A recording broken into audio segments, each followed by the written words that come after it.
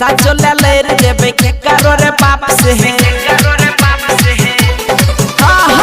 CM मिला को डर छी खाली बात से है साच ले ले रे जेबे के करो रे बाप से है आ पीछे हटबै नै केतनो झमेल हेतै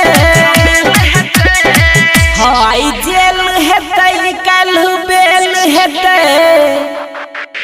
परसू से उहे खेल हेतै आई जेल हेतै काल्हू बेल हेतै परसू से उहे खेल हेतै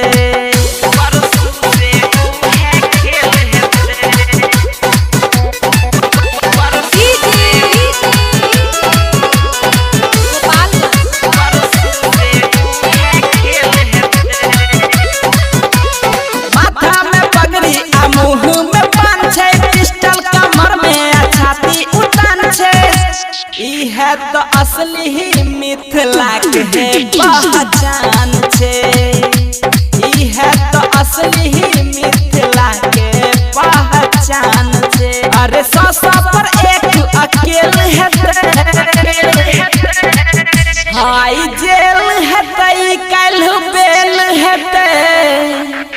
परसू से उहे खेल हेतै आई जेल हेतै काल्हू बेल हेतै परसू से उहे खेल हेतै परसू से उहे खेल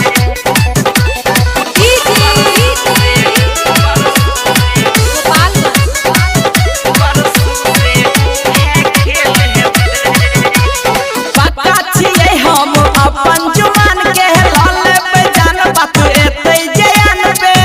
कहे छी नै सहबै माटी के अपमान के कहे छी नै सहबै माटी के अपमान के खैर देबो जे माथा फेल हेतै हाय जेल हेतै काल्हू बेल हेतै परसू से उहे खेल हेतै आई जेल हेतै